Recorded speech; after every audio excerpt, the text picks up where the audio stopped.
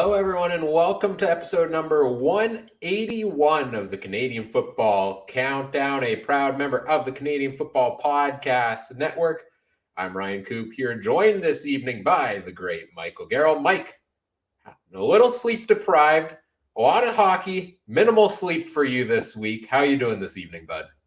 I'm good. I was able to catch 2 of the 4 football games live. I recapped the other 2 thanks to my friend known as PBR. So just so I know a little bit smart about what I'm talking about tonight. Right on. And myself, I'm back finally from vacation. Was gone for 2 weeks. Got to get away for a nice little vacation there. My sister-in-law had her wedding out by destination wedding out in the mountains, so we got away to Banff for a couple-week trip. And I handed over the keys to the podcast car to Mike, Adam, and Trey, and I spent a lot of time in a car myself driving. But listening to you all recap and preview the weeks in the CFL made the long drives through the fields of Manitoba and Saskatchewan go a little bit smoother. So kudos to the three of you for an awesome job while I was away. And not gonna lie, Mike, I started to question whether I even had a job when I came back because you all did so well while I was gone. Yeah. That's kind of like that quarterback that they have in Dallas with the Cowboys right now. Number 1 Diane Prescott goes down. The starters 3-0. Cooper Rush 4-0 if you go back to last year. And now it looks like Prescott's ready to come back. And, there's a lot of self-manufactured quarterback controversy. I reckon that to be the same here. There is no quarterback controversy. You are back in your chair where you belong. Yes, happy to be back. Happy to talk some more football here this evening. We're here to recap Week 17 in the CFL. We're going to switch up the format a little bit. Instead of going game by game specifically here, we're the Canadian Football Countdown. So we're going to try this out. We're going to count down our top storylines from around the CFL this week. We'll bounce around a little bit here and there. We'll update our CFL Fantasy and our betting results, give our players of the week, and update our power rankings as well. We are also live on a variety of different platforms, all made possible by our presenting sponsor, Game Time TV, which you can learn more about at GameTimeTV.ca or by following on Facebook at Facebook.com/GameTimeTVMB. We'll take your comments, we'll take your questions throughout the night. Trey is joining the folks in the YouTube chat also here. Mike, he wants you to tell them how great your color guy was yesterday. Yes, Trey getting in on the hockey broadcast with you a little bit there as well. Yes, he did very well. So much so that he was invited back for Thursday night. So I'm assuming he accepted that invitation. Got a big early season battle for first place in the way too early 3 games into the season standings. Right on. Awesome to see. I love to see it. Before we go any further, as always, we do want to acknowledge that the Canadian Football Countdown is brought to you from Treaty 1 territory, traditional territory of the Anishinaabe, Cree, Ojibwe, Dakota, and Dene peoples, and the homeland of the Métis Nation, as well as from Treaty 4 territory, traditional territory of the Cree, Saulteaux, Dakota, Lakota, Nakota, and Métis Nation. I'd also like to take a quick moment to thank one of our sponsors for this episode of the podcast, Betstamp. There are so many different sports books out there these days, and each one offers you different prices on the same game. Well, how do you ensure you're getting the best value? Betstamp gives you all of the info you need in one convenient place at no additional cost. You simply pull up the game. You can see the odds offered by all the different sports books affiliates, and you can you can take a look, find the one that's going to maximize the return for the pick you want to make. You can sign up for the corresponding site directly through the Betstamp BetLink page. Link your accounts to easily track the wagers you make. And if you want extra insight, you can check the commission-free marketplace on Betstamp as well, where you can see the bets that others have placed. And through their verified bet tracking, you get the guarantee that the odds shown are verified and legitimate. You can find our consensus CFL picks there every single week under the username CF Countdown Pod. You can also see Trey's picks there as well at Trey CF Countdown. Visit betstamp.com app or download the free app from your local app store. Use referral code CFC today. Best of luck with your wagers. And remember, always bet responsibly. All right, Mike. Well, let's get into our first topic here this evening as we talk about some breaking news we got, I believe it was yesterday here in the CFL, which is that the Ottawa Redblacks have fired head coach Paul LaPolice. Special teams coordinator Bob Dice named the interim head coach for the rest of the season. Your quick thoughts, initial thoughts on this move here by the Redblacks? I have a love-hate relationship with this move. But let me quickly expand on that. I hate that Paul LaPolice got fired. I love that Bob Dice is the interim coach. How does that make sense? I don't know. You rationalize it for yourself. But again, to be honest with you, I don't like this. I don't like this for a number of reasons. I don't think LaPolice has been put in a very good position to have success. I think this is an Ottawa team that has more holes than meets the eye. Contrary to what we thought in the season of them taking the step. To me, this would have been the preeminent move to the Bombers firing Michael Shea when things didn't go well 4 years into the tenure. They had every reason to do that. They never did. That's where the Bombers are now. So this coach gets you halfway out of the hole, and he can't finish his own job. Granted, but I don't think he's got the talent around him to be successful. I think he was left on his own to defend just his track record. It's a crappy situation, and I don't like it. I'm completely on the other side of this from you. I think this should have happened weeks ago, and I think now is the perfect time for it to happen. It was that game against Toronto 2 weeks ago was the final straw, basically, where all of a sudden, what did you say last Monday? Toronto put up 35 points off of turnovers or something like that. Ottawa was a mess after that game. Then they had the short week going in and playing against BC. Well, they're not going to do it then. Now they have 9 or 10 days off before their next game here. If you're going to do it, now's the time to do it. I think it's also the perfect time you get a 4 or 5 game trial in here for Bob Dice before you go into the offseason where, yeah, he seems like he could be a decent head coach, but you're going into next year now where you get at least a bit of a trial run with him, and then you can decide, okay, do you want to extend that to another year for him next season as head coach, or do you want to go out in the market in the offseason and do it? I think it's something we've talked about. I mean, we've been talking about this since week 4, week 5, week 6. Like this came up on the podcast every week all season long is LaPolice in over his head? Is it time to let LaPolice go? Initially, I thought the roster needed time to gel. But I think there are some solid pieces there on this roster to succeed. And I just don't think Paul LaPolice has been making the most out of them. He hardly ever does when he's the head coach, it seems. I think he's better suited as an offensive coordinator. And I'm interested to see where he goes next. But I like the timing for Ottawa to make this move now to give Dice some time at the end of the season. Really quickly, who's the new OC in Ottawa? Ooh. I don't know. Does LaPolice have both titles? Well, they've got a couple of guys on that roster. I believe a few former Bombers, right? Fred Reed, I think, is one of the part of the coaching staff there. Alex Suber, I think, is a part of the coaching staff there.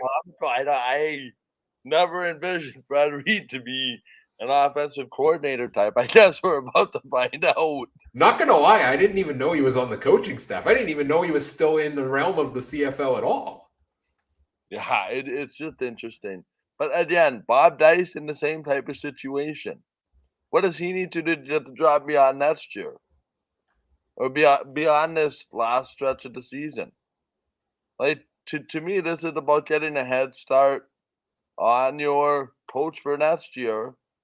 And then if you know he's not going to come back, why not just let him finish the year? It's not like you're going to make the playoffs.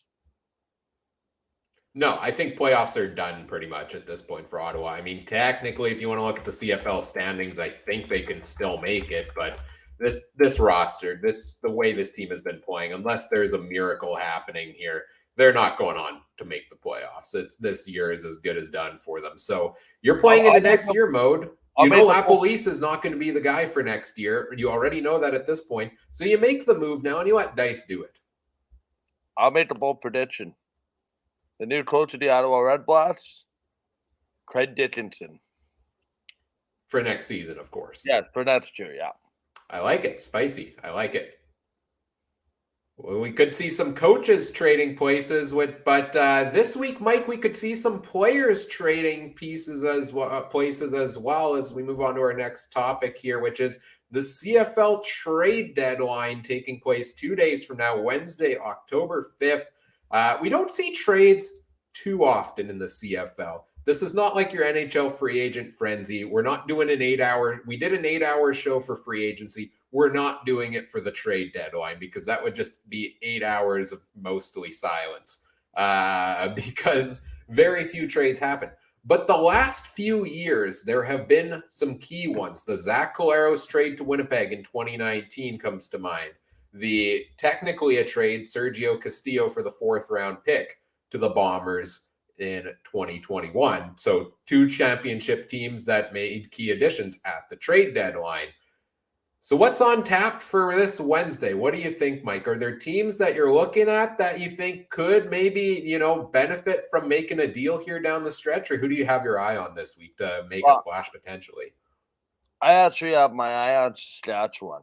And the reason I say that is, do they move some pieces around and try to gain some currency for next year? What does Ottawa's GM do with a new coach, presumably temporary interim coach? Does he move some pieces? But again, it's a trade deadline, more like a date on the calendar with 1 or 2 moves. It's not like the contenders are gonna move pieces around in the Blue Bombers. Maybe.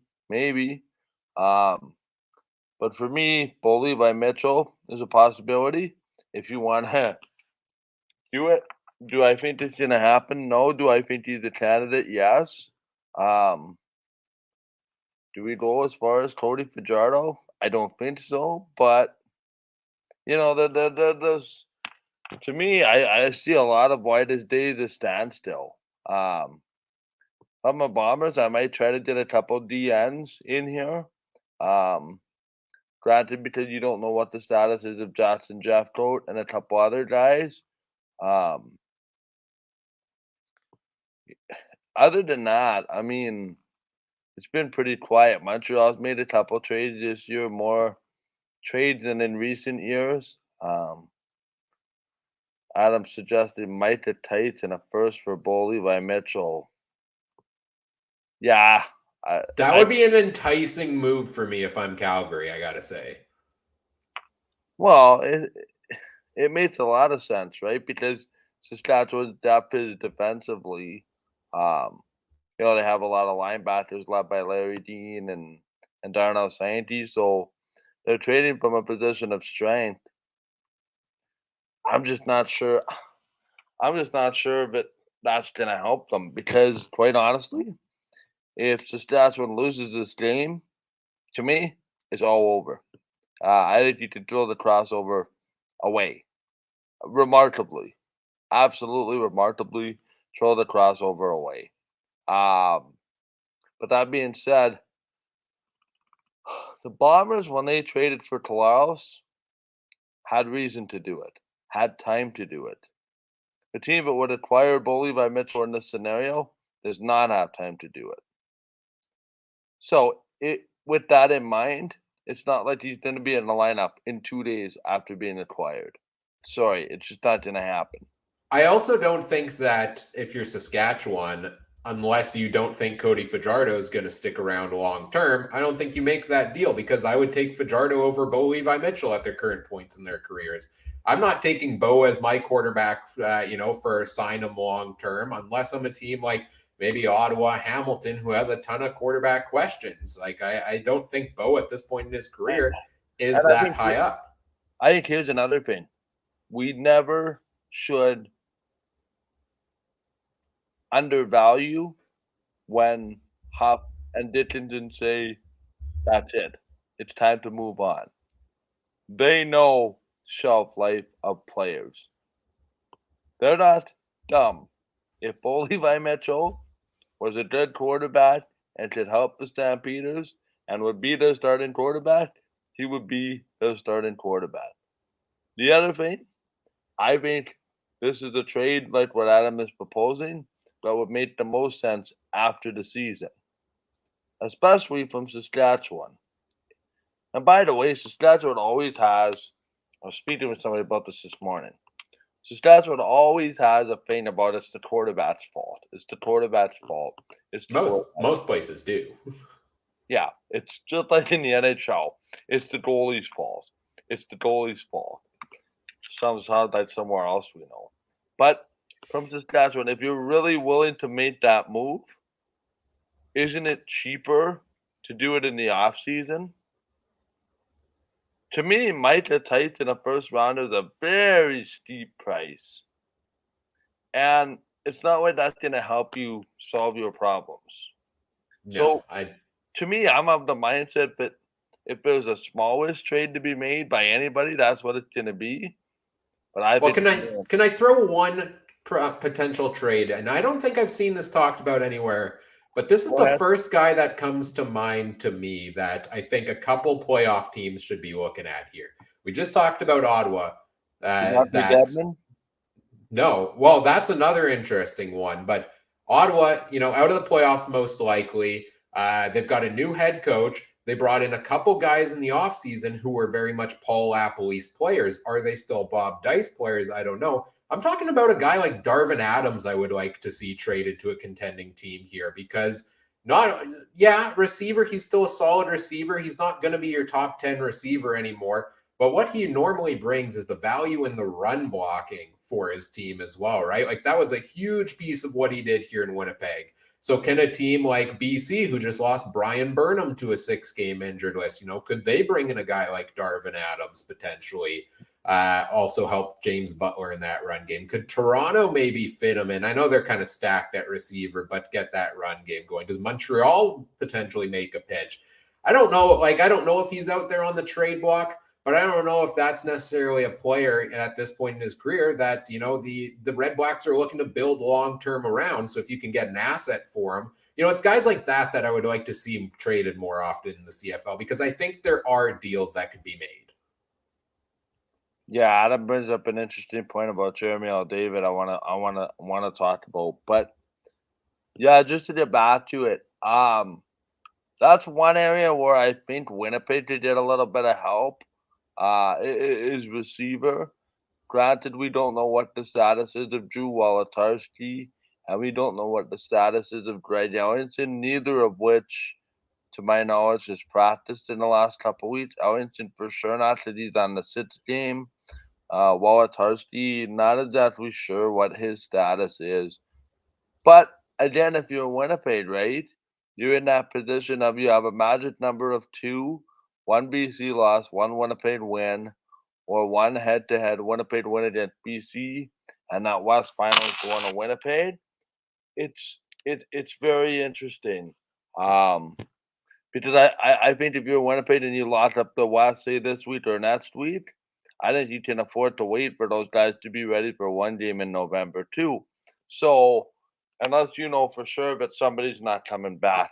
DBs for the Bombers might be a bit of a need if there's somebody out there. Some of those kids are starting to show that they're kids on that line. It's very interesting, right? You gotta pick your poison because I think a lot of teams have weaknesses. I don't think there's a perfect team in any league. Everybody has weaknesses, especially in the CFL. It's just what are you going to tolerate? What can you manage to hide, for lack of a better term, going forward? Quickly about Jeremy All Day here, because I hope Jeremy All Day doesn't do something stupid. Because if Jeremy All Day makes a big trade, save his job, it's going to come across as desperate. But that's me. I do not expect anything earth-shattering on Wednesday. Yeah, Adam throws a couple other ideas out in the chat. Darrell Walker potentially as a target. I mean, is Edmonton going to be in sell mode maybe with some of those veteran receivers when they've got guys like Dylan Mitchell up and coming? Yeah, I could see that potentially. Or the Manny show going back to BC. I know he's injured. I'm not quite sure when he's supposed to come back off the injured list. Like, I think there are more trades to be made on any given year than do happen in the CFL. I think that the big reason they don't is because you can overhaul your entire roster in the offseason. But maybe, just maybe, the two-time champs making back-to-back crucial trades that led to their Grey Cup victories over the last 2 years entices somebody around the league to make a deal to try to push them over the top to win that Grey Cup this year. And speaking of the Grey Cup, we're to the point of the season now, Mike, where the CFL simulation of the greatest odds to make the playoffs, make the finals, make the Grey Cup come out every single week. And they came out today, and everybody is up in arms over the team that has listed with about 40% the greatest odds to win Grey Cup 2022. And it is the Calgary Stampeders.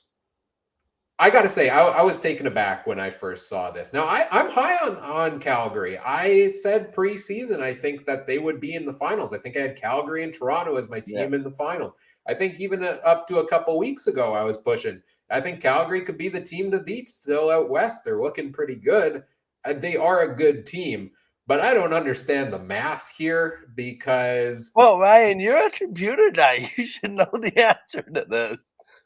I don't know what kind of simulation and what kind of odds they're running there, man, because to me, they can't finish first in the West. They are going to play 2 games in the playoffs, no matter what, if they're going to go all the way. They got to play presumably BC, maybe Winnipeg in the first round, beat them. Then they got to play the other one in the second round. Then they got to play in the finals against the team out east, which I think you guys had kind of talked about this on the podcast last week about Toronto, having a very good option to go to the Cup out east, presumably win the division, win 1 game. And that's why Toronto had the highest odds last week. But to me, this just doesn't, what is it about Calgary do you think that people are seeing? They had a big win this week. Big, what was it, 29-2 win here for the Stampeders. They really shut down that Argos offense. That defense did a fantastic job here. And kudos to them on that one. But this is a team that's still sitting, right now, 3rd in the West Division, has the greatest odds to go on to win the Grey Cup. What do you make of this? Well, it's just weird because to me, if you look at Calgary's record, there's something like undefeated or 1 loss if you take out all their Winnipeg and all their BC games. I think they are undefeated then, yeah. Yeah, but the issue becomes you got to beat both those teams just to get to the Grey Cup. You know what I mean? It seems like to me more of the team that's hottest at the moment at this point in time. I would not dispute the fact that I think Calgary is the hottest team in the league at the moment. I think you might later on, Mike, based on what we talked about earlier. Well, true that. But yeah, I just don't know. And to be honest with you, I do not want to spend time getting my shorts in a knot because football is a 1 game. I like the first place team's chances of winning 1 game to get to the Grey Cup. However, I believe there was a preemptive message sent. How I think even the gap between the top ranked team in the East, which is Toronto right now, and I say right now because I think, spoiler alert, I don't think they're going to win the East Division. But the game, if you look at the game that was this week, Calgary showed that even the 3rd best team in the West took down the East top team with relative no real drama. So I don't know. Are they thinking this is going to be 2019 3rd place team in the West going on a run? Because to me, there are no expectations in Calgary. You've lost to both of these teams all season long. I think any win would thrill Calgary fans, never mind two. To me, Calgary's playing with house money and probably has the best defense of the two teams ahead of them. I don't think so. They have the best. See, it's tricky. They have the best big play defense, but they also, well, I'd say they give up the most yards and points, which I still think they do give up the most of them. But Winnipeg's kind of trending in that direction with the yardage there as well. But I found on the odds sheet there is the model that they use, and it considers the following: each team's current win-loss record, opponents already played, margin of victory in games previously played in the season, remaining opponents to play, most recent results. A recent win is weighted more heavily than a win back in week one, for example. Home and away records are included in here.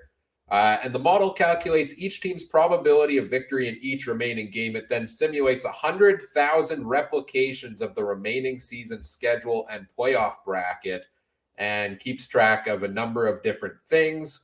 And out of that all, they determined that Calgary is at 40%, 40.64% the odds to win the Grey Cup this year. So, sometimes statistics can predict these things. Sometimes, as much as we want to predict ahead of time, we don't know how the playoffs are going to play out. Last year, they were insane. We had Cody Fajardo and Cody Fajardo and Bo Levi Mitchell in round one in the playoffs, trade picks back and forth all day long. Fajardo throws 4 picks, goes on to win. Then they come into Winnipeg, and Winnipeg throws like 5 turnovers, 6 turnovers, and wins. It was crazy last year. So we can talk about these odds. We can nitpick. We don't know what's going to happen. That thing that you just read me tapes on remaining schedule. Okay, so Winnipeg doesn't have 2 left with BC. That changes the metrics. Like to me, I'm struggling with the fact of I understand they have their formula and it's 100,000 simulation. That still doesn't make a lot of sense. But nonetheless, the bottom line, the game is played on the field. And hello, Steve, in the comments. A new viewer chiming in. I spoke with him today, so I'm glad that he found our show. Right on. Welcome here this evening, and Adam may have the best summary of this. That maybe the CFL has a secret Madden-like video game, and we're just running the simulation on that. If they do, could they please make it public for everybody? We want the Madden game. We've been over this many times, and we definitely want it. Well, Mike, speaking of simulations, how many times do you think we have to simulate the Edmonton Elks playing at home before we get them finally winning a game here? As Mike steps away for a second, he will be right back. But I'm starting to question whether Commonwealth Stadium is cursed, because the Elks have officially broken the pro football record for longest home losing streak across CFL, across NFL. It just seems to never end. And I picked the Elks to win this past week. I thought they were going to do it. I liked the way they've played lately. I liked that Montreal, or I didn't like what I had seen from Montreal necessarily. I still wasn't sold on them. And Edmonton, they were doing pretty good. They were hanging in there in this game. They were, making their way throughout the game. Seemed like they got a lead at some point. Okay, then they turned it over again on a pick six. Taylor Cornelius, throws ball. It's tipped at the line, goes all the way back the other way. Tyrese Beverett, interception there for pick six for the Alouettes. Then Edmonton, they march back down the field, and it seems like they're about to score, and then they get stopped on 3 tries from the 5-yard line. Oh, then they get the ball back. A big kick return for like the first time this year. They get one of those, and then good field position, and then intercepted again. Like the Elks just can't buy a win at this point, can they? My Commonwealth Stadium is officially cursed. It's very interesting. It's kind of like Tim Hortons field, the polar opposite. Remember, nobody did win there when they first opened up because everybody was convinced it was the donut bots. Still is. I call it the donut bots. But a lot more teams have won there of late. Like this is just some kind of unbelievable. I know we've touched on this on the podcast before. Edmonton and Ottawa. You think they'd have some kind of handshake agreement to each win in their own buildings? That didn't happen. That opposite happened. But let's be frank.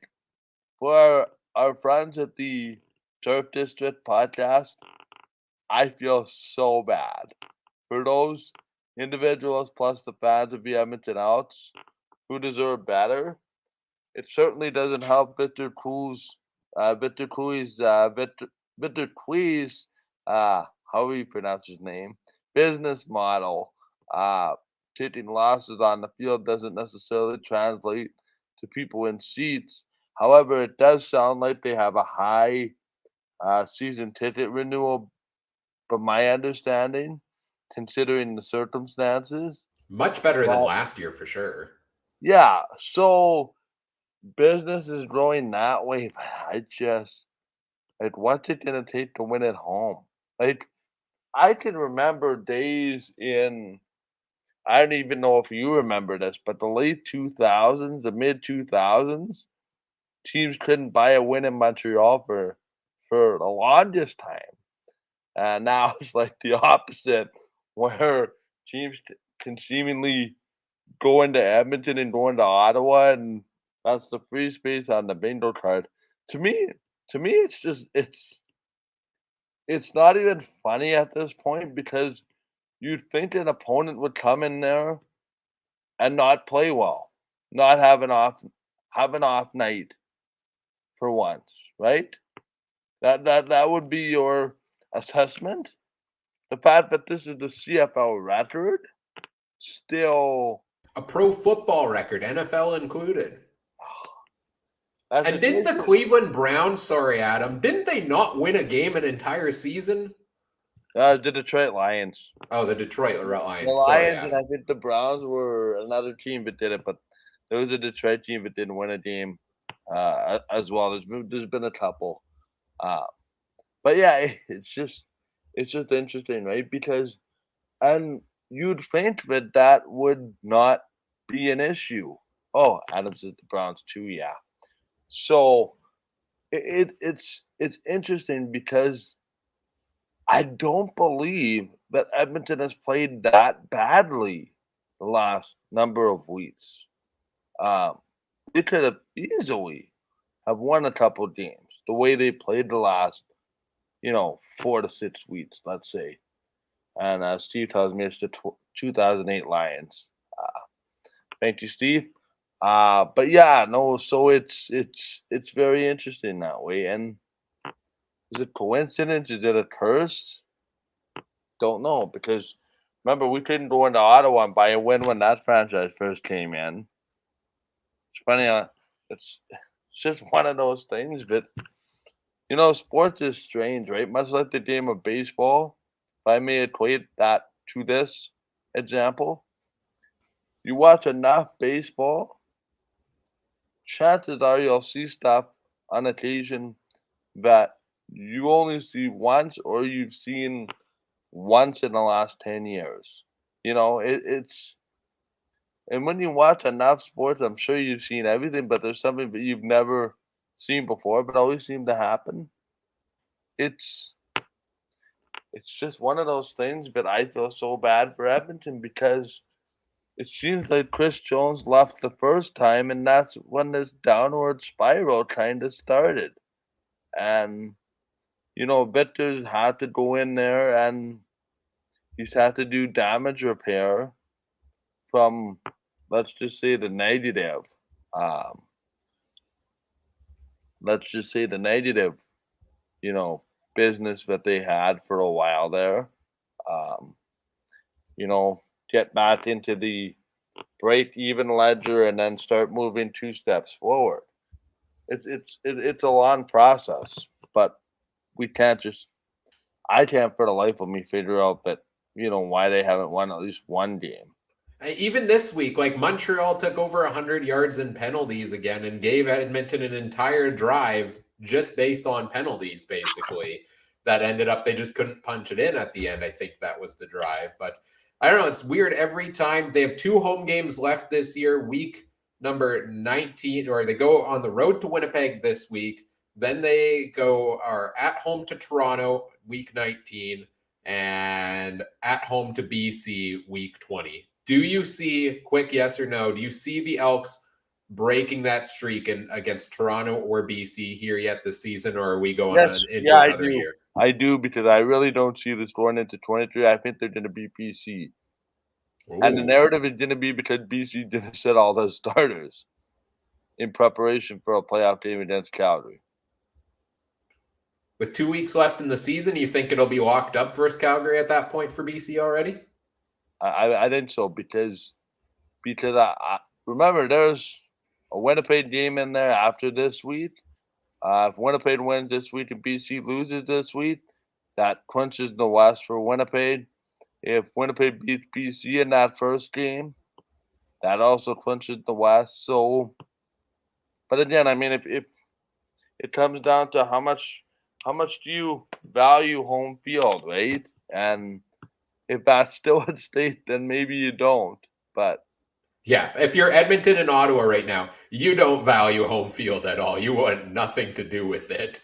They would love to go on the road for a playoff game, but unfortunately, it looks like that will not be the case this year. But let's move on to our maybe they next. should play all their games on the road and just be done with it. There we go. That's the strategy. Perfect. Mike, let's move on to our next topic here, and Yep. I'll let you talk about a guy that I know is near and dear to your heart. He's on your fantasy team. You picked him in our fantasy draft. You're very excited to watch him play this year, and that's Winnipeg Blue Bombers wide receiver Dalton Schoen, who set the Bombers record for most receiving touchdowns in his rookie season with 11 this week. He also passed 1,000 receiving yards. Tell us a little bit about just what you've seen from Dalton Schoen this year and how important he's been to the success of the Bombers. Dalton Schoen ain't your average rookie. That's the best way to put it. Um, Michael Shea, I've been told the TV broadcast this week that, or the broadcasters anyway, that, he was a professional. He's been a professional since day one. Um, we've seen rookies have an impact, throughout the year, but we've seen them drop off on occasion. You have a good 8-week stretch, you have a good 10-week stretch, teams start to figure you out, and then you kind of fall off a little bit.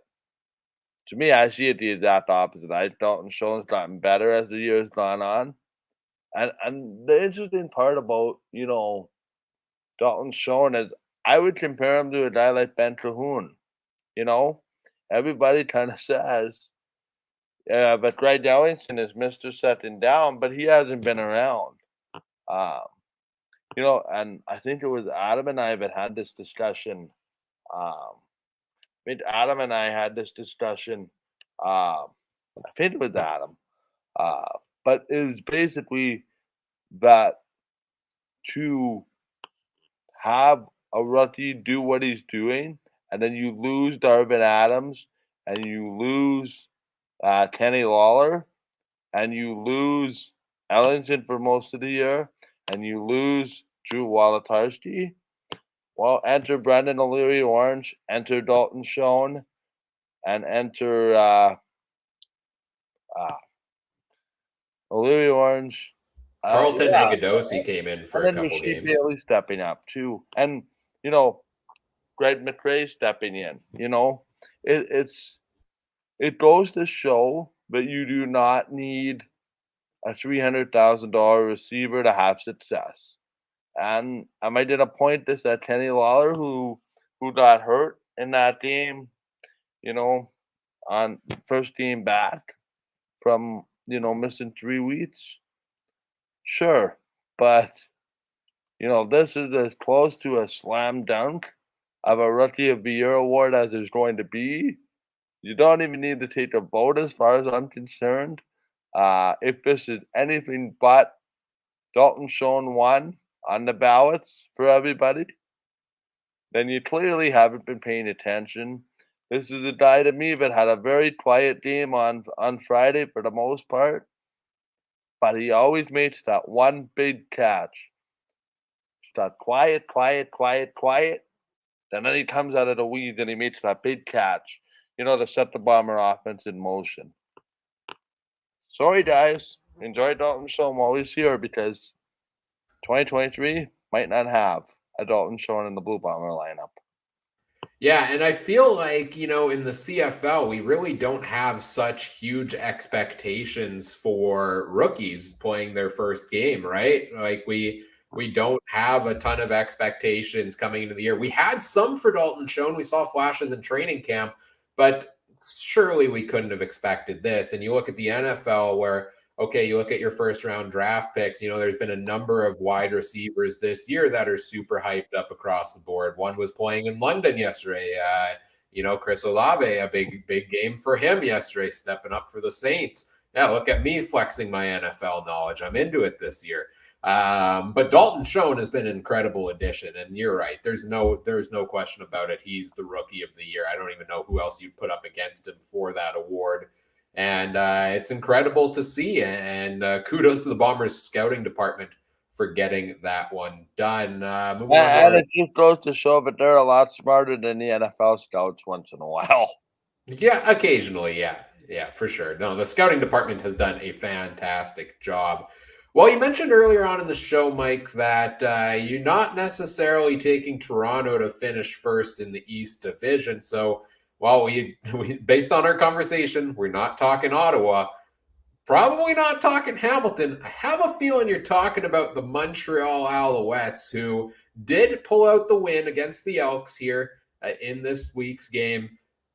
I was surprised when I looked at the schedule. 5 wins in the last 6 games for the Montreal Alouettes. They're 1 win back of first in the East behind Toronto.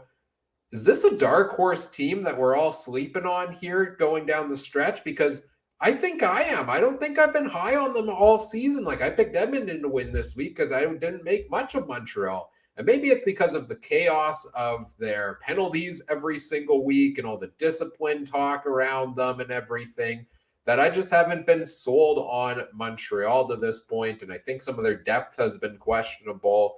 But this is a team that's winning football games right now, and they're doing so at the perfect time of the year. And for me, I think you talked about this with Adam last Monday a little bit.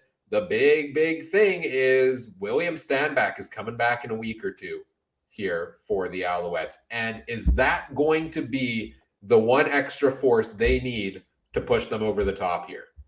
To be looked at it, the running back is their one missing kind of ingredient. They've had Walter Fletcher, they've had Antwi. They had a running game, but looked pretty good for half a game until he went down in week 1. Running game is kind of that one question, right? And Adam keeps referring to them as the Montreal Buckleys. I'm assuming that's because it tastes awful, but it works. I love it. To that effect. But no, I just think if you look at their remaining schedule, 2 with Ottawa, home and away, and then 2 with Toronto, which could loom very, very large. Granted, the reason I am going to say that first place goes to Montreal is quite simply this. Toronto's defense, as good as they've been, I don't think they can keep up the pace of scoring a lot of points. They have seemingly 1 or 2 pitch hits a game, or 1 or 2 pits in which they set their offense up pretty good. Case in point, I think it was the game 2 weeks ago. Now, move ahead to last week. It was, Calgary, and this was a measuring stick game for Toronto. They still have a ways to go in my mind. I'm hesitant to suggest that, Toronto is a good team. They are, but they play a lot of teams in their division that aren't necessarily that good. You put them up against a Western team. Granted, they're a missed point after away from going to overtime with the Bombers early in the season. Uh, that that is very, very good. But I like where Montreal is defensively. I like where Toronto is defensively. Um, I like where Montreal is with Trevor Harris. But for the life of me, if there's one thing that scares the you know what out of me, Ryan, it's the ineffectiveness of Jake Winnety. I just like I can't figure it out. He to me seems very, very quiet compared to where I had him slotted. I had him as a top five receiver in the CFL coming into this year. You know, you could beg to differ on with me on that one if you want. No, I But was there. I was there too on him. Yeah. and I think that's a scary proposition, but we have yet to see the best of Jake Winnety. And if Jake Winnety can start kind of building off what they're doing with Gino Lewis and a couple of these other big name receivers that have suddenly emerged, I think Montreal is going to be a big, big problem. And I'm not so sure that I'm ready to anoint Toronto as the East representative quite yet. I was a couple weeks ago. Like I was saying a few weeks ago that yeah, I think Toronto's my current favorite to win the cup this year because they go into the playoffs, they win that lighter East division. The West is going to be a dogfight. Then you go on to play in the finals. I think Trey had said the same thing as well. We were on the same page with that one. But now seeing this with Montreal and knowing Stanback's coming back, like that could be a huge boost. I think William Stanback is the best running back in the CFL. I think Kadeem Carey's getting there. I think that's a close conversation between those two. But Stanback to me, when healthy, is the best back in the CFL. So you add that into that offense where right now they've been splitting the run game here and there. That bolsters it a little bit more. That's a huge weapon for them to use. Maybe that takes some extra pressure off of Trevor Harris here and there. If the defense can play up to the level they've played most weeks, yeah, I think they have as good a shot as anybody at this point to get in the playoffs. And what a story that would be. Guy goes down week 1 due to injury, misses the entire season, comes back in October, and, just turns it up a notch and leads this team on to win a Grey Cup and wins Grey Cup MVP, perhaps in the middle of it. I could see a situation where that happens with Stanback here. I'm still so scared, though, that it's going to come down to a crucial moment in a playoff game, much like Adam says in the chat. It just can't get high on a 100+ yard penalty team in the playoffs. It's going to come down to something, down to the wire. They need a defensive stop in the playoffs, and they're going to take a pass interference call that's going to put a team in field goal position that they're going to go on to kick the game-winning field goal. That's how I see it ending for Montreal, unfortunately. And as much as I think Stanback can propel them to that next level to take them all the way, I think it's going to end for Montreal in heartbreaking fashion in the playoffs if they don't get that discipline together. But that's the thing. If they can show they can down the stretch, then they're my favorite perhaps because, 5 wins in the last 6 games. Huge for Montreal. And they've got a good shot, like you mentioned, to win that East division. And suddenly that third place team, whether it's Hamilton or Saskatchewan, isn't exactly a pushover either. No, I don't think it is. I don't think it's that easy of a fight any day for any teams in the CFL playoffs. I think it's so unpredictable. We're gonna have to make predictions, I guess. 4 weeks from now on our official predictions, and I might have to get the lucky coin out for some of those again because it's going to be tough, Mike. It's going to be tough. But you mentioned the Saskatchewan Rough Riders there a little bit, and this week they fell to Winnipeg Blue Bombers again. And the Riders faltered, but boy, did Cody Fajardo put up a fight in this week's game. This is a guy that, the team, they were down and out late in the game. They lost 31-13. It seemed down the final drives as the defense just gave up. I think Brady Oliveira ran like 50-something yards on one drive alone, just 10 yards after 10 yards after 10 yards. A lot of the guys, it seemed like there wasn't a ton of fight in this game. But I got to give kudos to Cody Fajardo. It's been a bleak season for the Riders, and things aren't looking fantastic right now, obviously. They've got a huge matchup coming up with the Hamilton Tiger Cats this coming week. But this is a guy who is coming out in the media and saying it's been really hard on him to get all the boos from the crowd, and he's feeling definitely the pressure and the heat over here in Saskatchewan for, the pressure on the team to win from the fans and things like that. And he knows the bulk of it is on him. And he knows he's playing beyond just this season. If he is a free agent coming into next year, is this a guy that wants to come back into Saskatchewan, or is this a guy that's going to look for a big payday from somewhere, say like Ottawa, right? So yeah, the situation's looking bleak here. But I was encouraged by a lot of what I saw from Fajardo, and it wasn't all pretty. I know in our group chat, we were chatting a little bit about the game, and Adam made some good points. He was forcing balls downfield when he had an open receiver closer, but I saw a lot of Fajardo, who we talked about injury issues and concerns earlier in the season, was throwing himself into the line of fire with a couple big runs here, with a couple rollout passes here in this one. I saw a lot of effort from him on a team that seems like lately at times there hasn't been a ton. So that's my takeaway. Rough game for the Riders here. Real tough one for them. But you got to give it to Cody Fajardo here, right, Mike? What do you think's happening? What do you think happens with him down the stretch here and coming into next season? I think I saw enough to show me that Cody Fajardo cares. The question is, what are they going to do to surround them with some help? It's something different every week. Food poisoning, touchdown Atlantic, injuries, you name it.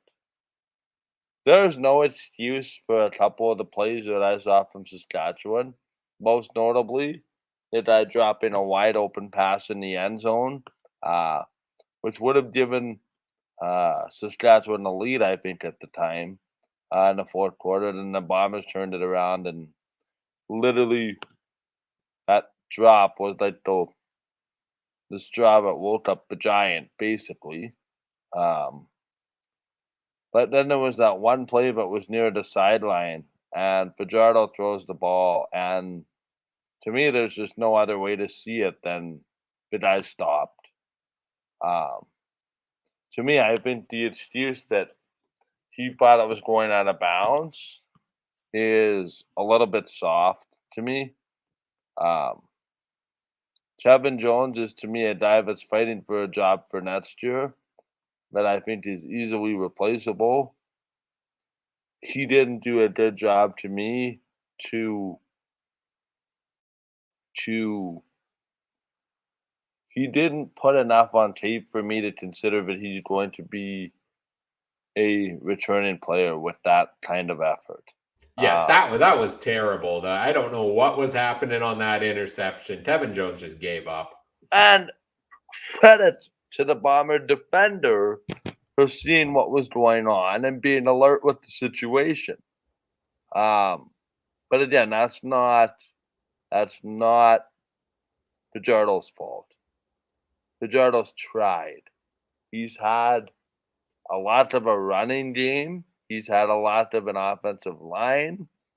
He's had an offensive line but can't help him because Dan Clark, unfortunately, can't stay healthy.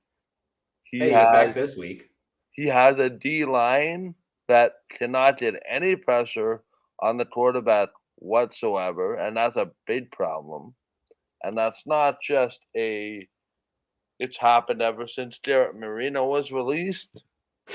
But he would tell you it has. Well, he would tell you if you look at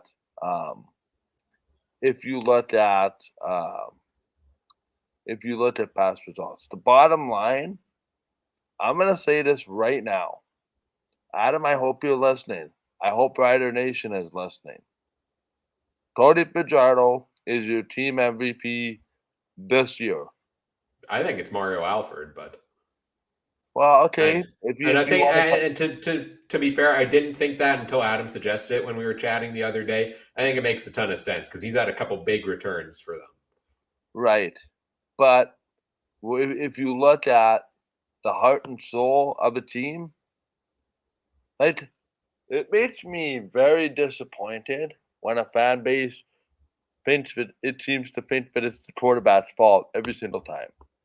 It's his fault that the receiver dropped the ball on the 2-yard line when it's wide open. All he had to do is open his hands. It's his fault that the receiver stopped running on a ball that was had going out of bounds and was alertly intercepted. It's his fault that 3 running backs go down, including the starting running back Keenan LaFrance this week. It's his fault that the offensive line can't keep him upright.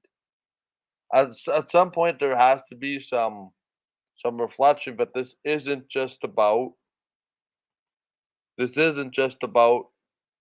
Cody Fajardo and all.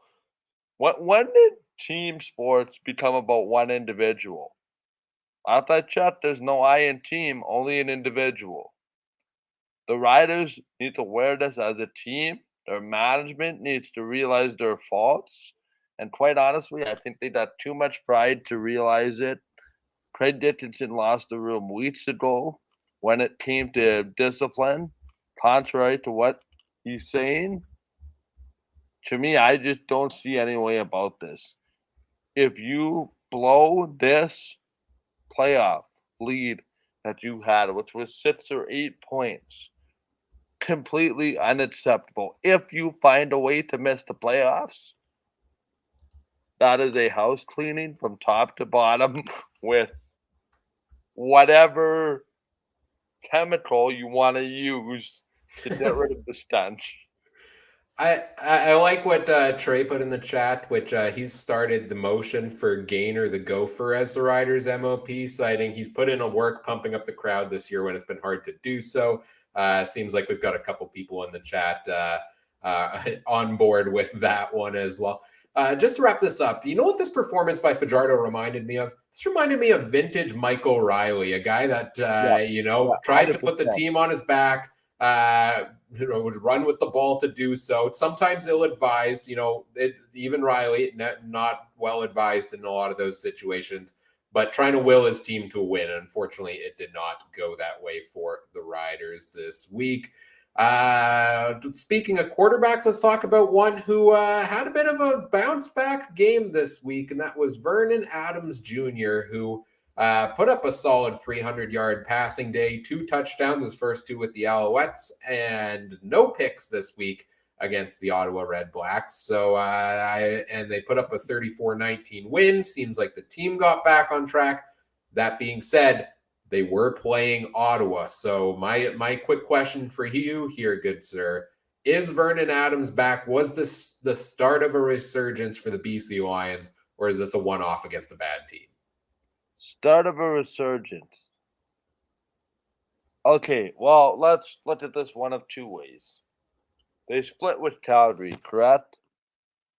I think they have 2 wins. Calgary has 1, so they've got the season series. But with the home and home recently, yes, was split, yes, right? Yeah. Okay, and then this type of performance. To be blunt, I'm not sure this is the start of a resurgence, rather than Vernon Adams taking care of business this week and doing what he should have done, and doing what he did and what he should have done, and that's win against a football team that he has no business losing to. The thing that he has to keep in mind is he needs to follow this up. He's too much talent. He's way too talented to be consistently inconsistent. He looked like he was an MOP last week, while the week before it didn't look very good. So Vernon Adams at height of good Vernon Adams gets 2 thumbs up. Vernon Adams low in games where he doesn't play well and gets benched is the low part of this game. The problem with Vernon Adams, and I think something that he has to juggle with, is his highs are too high, his lows are too low. He has to figure out how to manage that. Is he bad? Sure, he won a game, but he should have won. Show me in Calgary. show me in Winnipeg. I think these Winnipeg games, next week, part of me doesn't want the Bombers to clinch first in the West this week because I want at least one of those BC games to mean something. Just for the sole purpose that I think that first game wasn't an exact indication about how Winnipeg and BC are and how close they actually are. I want to see this team play, these two teams, Winnipeg, BC, at least one game with some significant implications, maybe even two. Because everybody said, yeah, BC is close to Winnipeg, BC is close to Winnipeg. But the score says that the game was a blowout the last time these two teams played. So that's different. That was Nathan Ward. This is Vernon Adams. Vernon Adams has all the talent in the world. He just has to find a little more consistency in his game, and his highs better not be so high. Better yet, his lows better not be so low. So he's better off trending in the middle. And sure, I hate to say it, Vernon Adams, the game manager, sounds good. His old monitor came back though this week, but that's not going to work in the playoffs. And I think if BC is going to find their way back into this playoff scenario, the only way I see it happening is if BC plays that West semifinal at home. Yeah. I don't think BC is capable of winning 2 road games to get to the Grey Cup and then the Grey Cup. No, I agree, and I agree with your assessment of Vernon Adams Jr. as well. That he's got high highs and low lows, it seems, and it's very inconsistent at times. I think this was a good building block. It's hard to know how much to make off of a win against Ottawa. Show me against Toronto, the team currently sitting first in the East Division. I think they play each other this coming week. That if he can string together another solid game there. Again, he got a little bit involved in the Russian game, not as much as I thought he would. But certainly this is a good sign for the team as a whole. Like not only Vernon Adams Jr., but James Butler was running well again this week. Some of the receivers, Lucky Whitehead, Dominic Rhymes got back on track. I know Whitehead did go down due to injury, though, so maybe that's another piece they're missing. Hence why, maybe my suggestion earlier on in the show about Darvin Adams as a trade deadline acquisition makes sense for BC, depending how that injury is. I know he's not the same type of player, obviously, but they could maybe use some wide receiver help. A good building block this week. We will see what they build off of in the coming games against stronger teams. So I think is the fair assessment on this one. And the team they're going to be playing this upcoming week is the Toronto Argonauts, who this week the storyline for them is it was all defense. It was no offense. They scored their season low 2 points. I think that might be a league-wide season low, not even managing a field goal. Two singles. I don't think we had a shutout. I don't think we had any single points this season. 2 points on the week for the Toronto Argonauts. Their defense did it again. You guys talked about this last week on the show about how their defense seems to make miraculous plays, put up huge fantasy totals, which is good for me. I like that. But you're talking to somebody that had Calgary's defense in the lineup. So yeah, exactly. You get it. But it just seems like this week, it seems like most weeks they struggle to put a ton of touchdowns on the board offensively. This week, they couldn't even put up a field goal. So what happened here for the Argos this week against a passing defense that normally you can put up a ton against in Calgary? I don't know what it was. Do you think there's anything to the gamesmanship between Toronto and Calgary, sharing so many former players of one another? Is that outlandish to think? Or what happened here that they just couldn't get anything done offensively? Yeah, it's very interesting to me. I hope this is a one-off. I want to see the follow-up. The suggestion that I have is if the Toronto defense doesn't force turnovers and give adequate field position to that offense, I don't think that offense is good enough to win a game on its own. I think the defense can try for 2.5 quarters like they did to keep this a football game. But there comes a point where you're just on the field so much that it just doesn't work. Now, one-off, possible. What's the follow-up look like? And now is there some question about the Argos playing a West team in potentially the Grey Cup? Because we were ready to anoint the Argos the top team in the East. Now, let's see. Because they played a top 4 team in the CFL. They themselves, in my mind, are a top 4 team. I will get the power rankings later. But I think this is a preeminent warning shot to the Argos that the West ain't the East, and you better be playing at your best, or you're going to end up with 2 points. Plain and simple.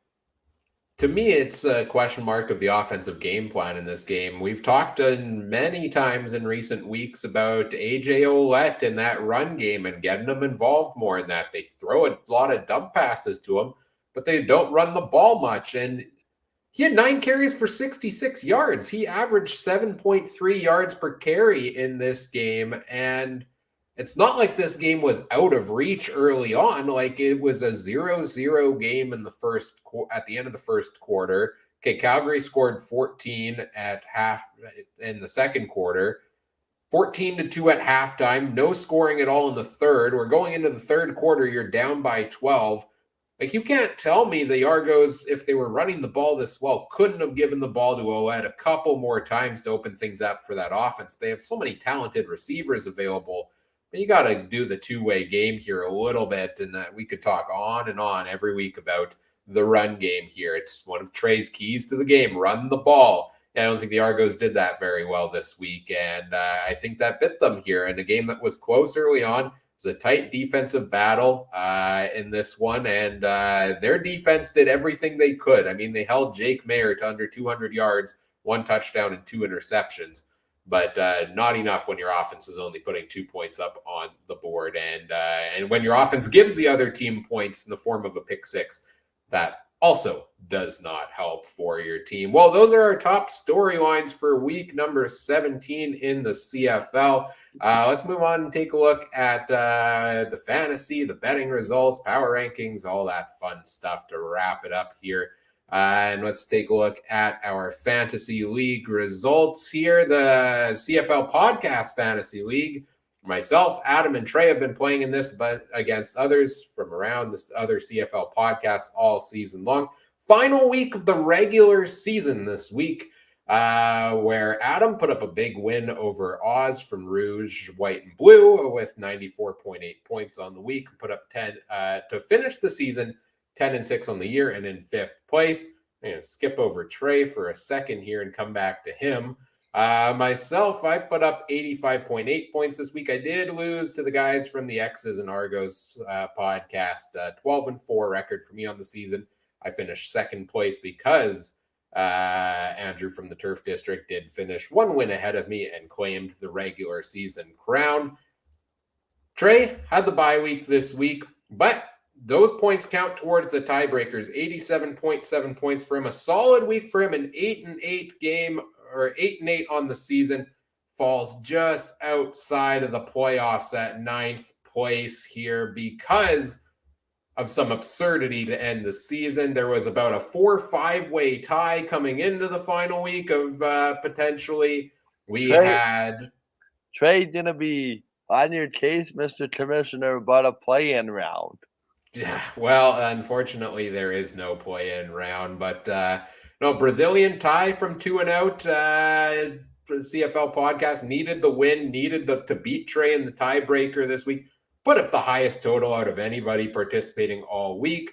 Travis from 2 and out also needed a key win. Won his matchup by 0.6 points on a Luther Hakunavanu catch with less than a minute left in the game to knock Trey out of the playoffs and claim the final 2 playoff spots there. So It just wasn't meant to be so many things.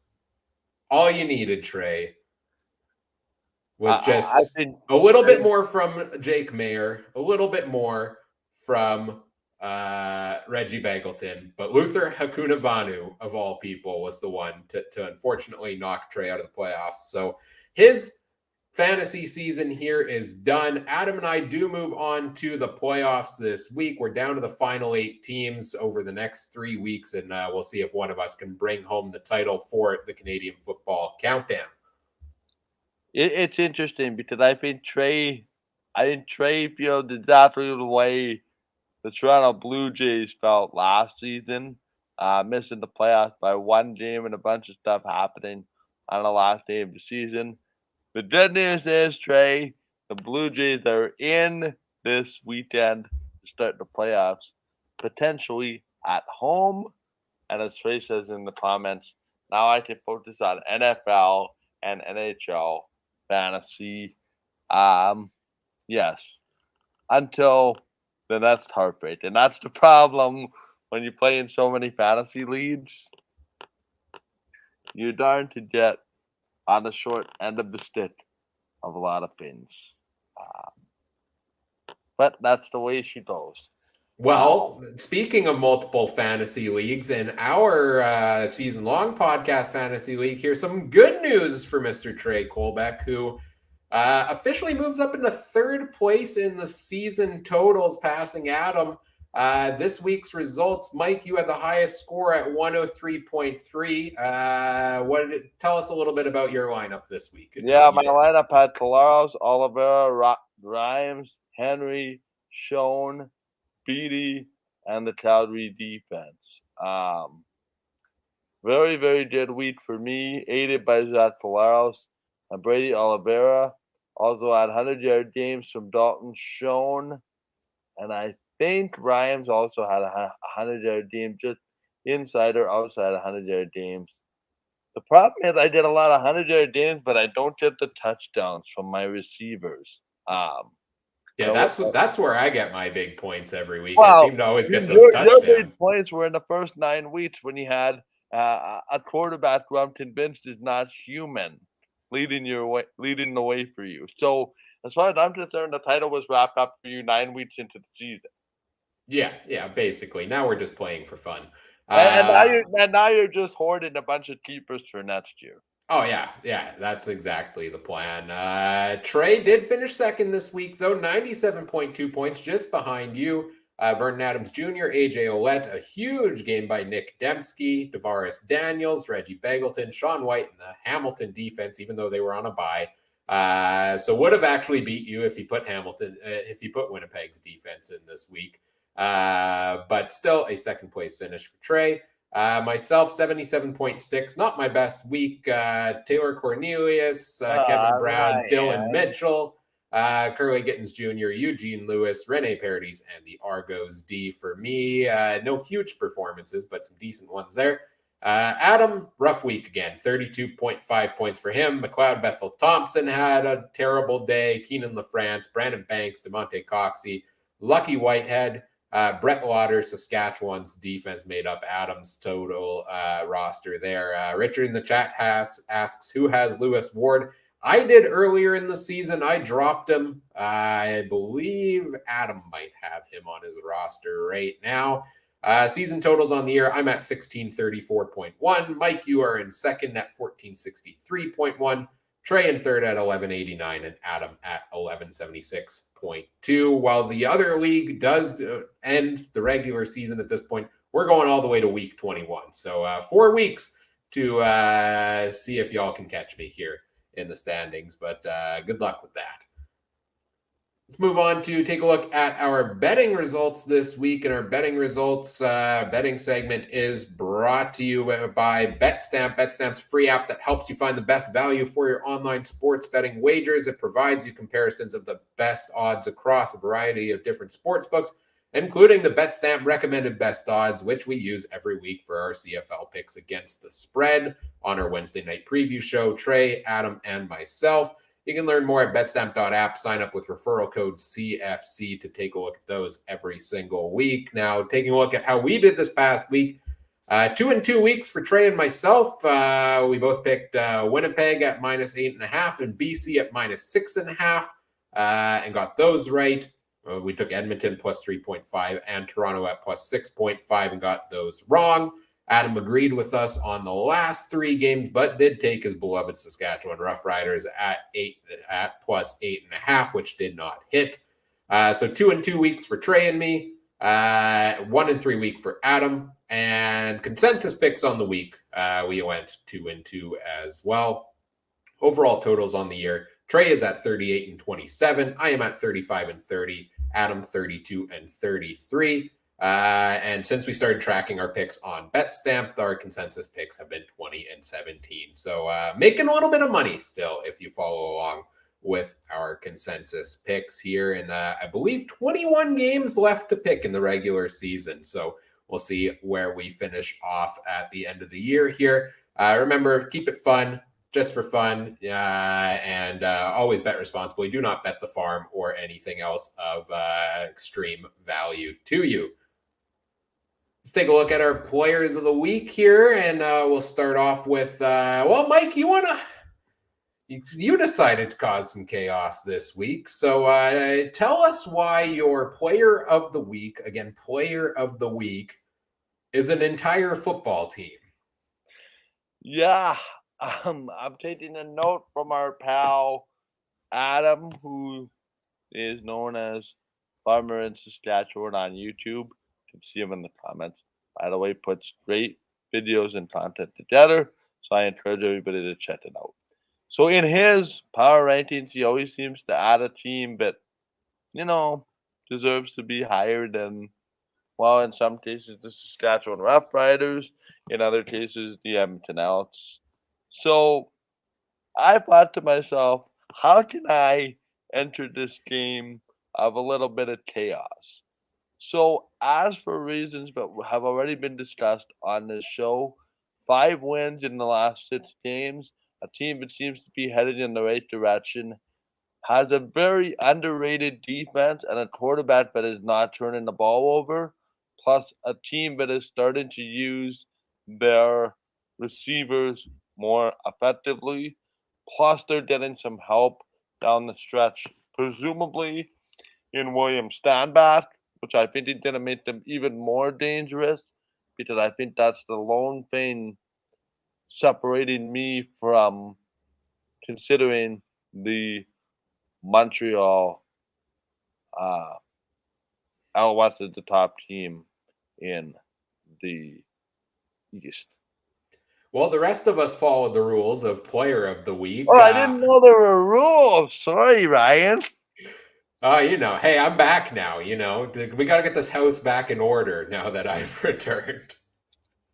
No, it's I'll allow it. But I went with Vernon Adams Jr. as my player of the week. Again, 77.3% completion rate, 305 yards, 2 touchdowns, no interceptions. I even added almost 40 yards on the ground. I liked what I saw from him. Again, is this the real deal for the rest of the season? I don't know, but something to build off of, a bit of a confidence booster here as well for him. Adam gave his player of the week on the defensive side of the ball to Cam Judge from the Calgary Stampeders. He had 6 tackles, had an interception for a touchdown. Again, huge defensive effort to win that game for Calgary. And who did Trey have as his player of the week? Mike, you want to give that one? Yeah, sure. Trey picked a guy that's very near and dear to my heart. Dalton Schoen, 4 catches on 8 targets for 125 and 1 touchdown. Some consternation going on in the chat about what happens if Dalton Schoen catches, those 4 targets. Let's get this clear. 125 yards on 4 catches. Let's not get overly greedy here. As much as my fantasy team would have enjoyed that, to put more of a lead on everybody this week. But you know what, Dalton Schoen, it's exactly what I said earlier. And if Trey hadn't picked Dalton Schoen, I probably would have. Not a lot of catches, but when he makes the catches, especially of late, he makes them. Yeah, he does. And he did make a couple big ones this week, get that big touchdown there. This may be the first time we've all given our player of the week to a different game. We covered all 4 games with our players of the week this week.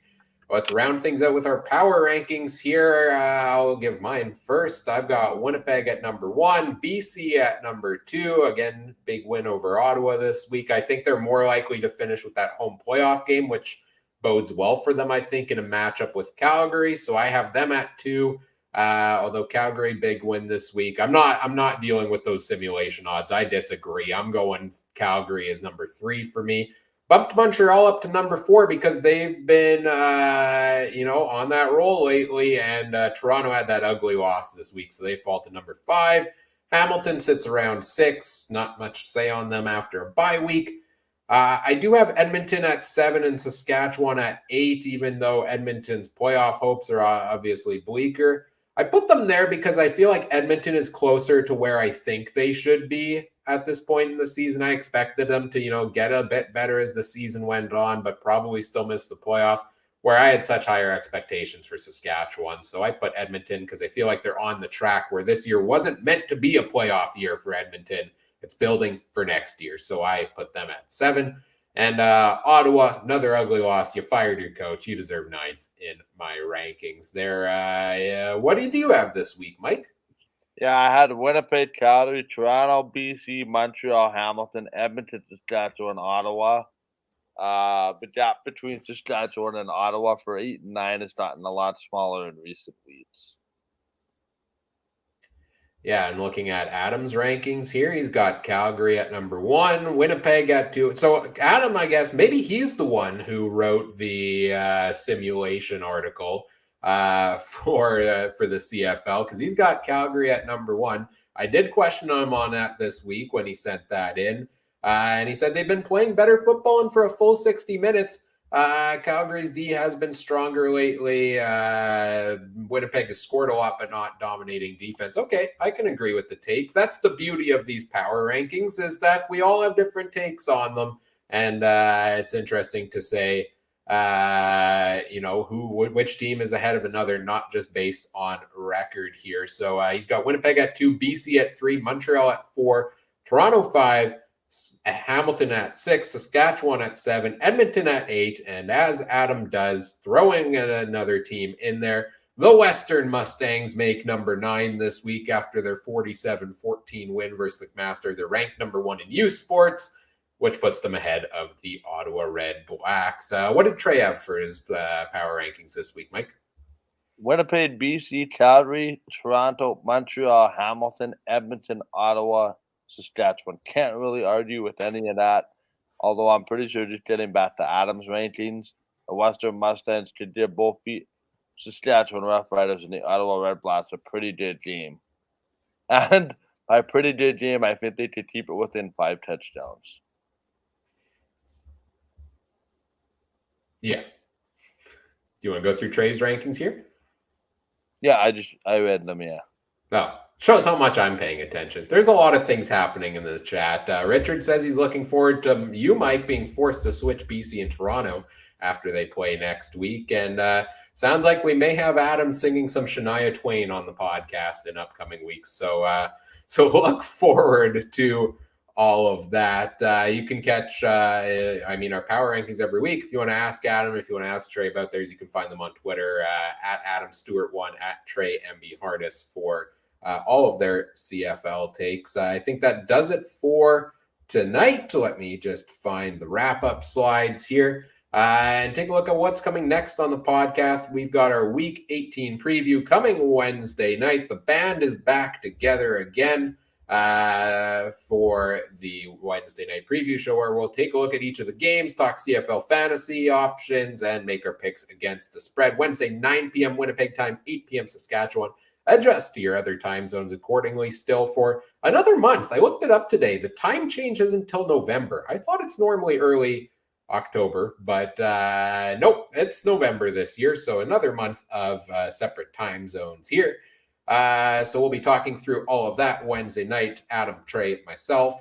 And then on Monday night, we'll be back again, Thanksgiving Monday, I believe, with our Week 18 recap, or we'll do the same thing here, talk about the major storylines, players of the week, power rankings, all that fun stuff. You can catch all these shows and more live every week over on a variety of platforms, YouTube, Facebook, Twitter, Twitch, and the Game Time TV YouTube page, all made possible thanks to our presenting sponsor, Game Time TV, which you can learn more about at GameTimeTV.ca or by following on Facebook at Facebook.com/GameTimeTVMB. If you want to follow us on social media, you can find the podcast on Twitter at CF Countdown Pod. Make sure you check out all the other great shows from around the Canadian Football Podcast Network as well. Mike, you've got a lot of things going on these days. You're a busy man. You haven't slept in like 48 hours or something stupid like that. So before you say goodnight and go to bed, where can people find everything you're going on whenever you wake up next? Yeah, chances are I told you I was going to have a nap between when I texted you this afternoon and about 45 minutes before the show, but that didn't happen. You can find me on Twitter at Mikegerl, Mikegerl. You can find my work stuff, watch.gametimetv.ca. Bomber fans might want to get excited because I have a little something in the works. Ooh. So stay tuned. That's exciting. Can't wait to find out what that might be. You can find me on Twitter at CooperTrooper42. It starts with a K if you want to talk CFL, CFL Fantasy. If you want to talk about NFL Fantasy, NFL, I've been getting more into that this season. Mike, I started Marcus Mariota as my quarterback in NFL Fantasy this week over Russell Wilson because I had enough of Russell Wilson.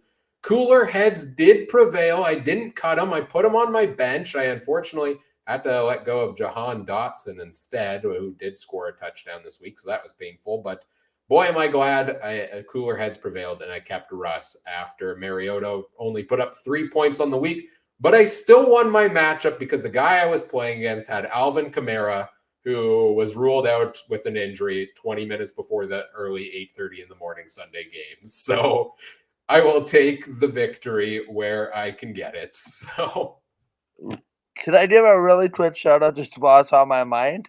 Sure. Okay, so everybody, I know this isn't a CFL related thing, but it's NFL related. Guys, one of the best NFL radio announcers is Paul Allen. He's the voice of the Vikings. Producer Eric, who was filling in on the editing side, was a very happy man. Anyway, the Minnesota Vikings played in London this weekend. Will Lutz tried a 62-yard field goal to try to tie. And what happened is the field goal went off. One of the goal posts came down, hit the side crossbar. And the radio call of Paul Allen, you can find us on awfulannouncing.com. The radio call of Paul Allen in this sequence is not to be believed. He says something to the effect of, it's the double doink, and the Saints can go marching out. And I literally watched that thing 16 times. I'm not going to imitate it by screaming, but I will suggest that people watch this call because it is unreal. If you want to talk about broadcaster reactions to certain moments, oh my goodness. Go watch it. Sounds like there was another fan on the field incident on Monday Night Football tonight. Look for a radio goal call by Kevin Harlan as well. I just love announcers when they show their passion for their team, and I'm so glad CFL announcers can do that too. Go, Paul Allen. You are one of my favorite NFL announcers. Hope to meet you one day. Keep up the great work. Again, the double doink and the Saints can go marching out. That was the most absurd. that was one of the only NFL, like I don't watch a lot of actual NFL action. I watched most of that game, most absurd ending I've seen, with making a 61-yard field goal and then missing from 62 or whatever it was shortly after that to off the post. You couldn't write it anywhere better. Not a bad game for the game in London there. You can, as I mentioned, reminding me here just that apparently I made him jump at the game last night, which is true with one of my reactions. So maybe we'll have to get a camera on me for a hockey game, an ISO cam. oh, yes, let's do it. You can find Trey on Twitter at TreyMBHarness. You can find Adam at Adam Stewart1. Also, quick shout out to intern Eric, who filled in with editing and running the show behind the scenes for me the past couple of weeks while I was away. So, first of all, thank you to Eric. And I believe he's been involved with some of your hockey broadcasts as well. So we love to see it here. Shout out to him. For all the help he's given along the way here as well. And yeah, I think that's it for this week. You can find podcasts on Twitter at CF Countdown Pod, Facebook.com/CF Countdown Pod there as well. Whatever podcast platform you're listening on, we appreciate it if you do all the fun things, such as like, comment, subscribe, rate, review, share the show with your friends, help us grow the show. We always appreciate that. And on behalf of Trey and Adam, who joined us in the chat this evening, everybody who joined us here tonight in the chat as well, thanks for hanging out. Thanks for all the fun comments all evening long. On behalf of Michael Garrell, I'm Ryan Coop saying thank you for listening. Take care. Have a good one. Bye. Bye.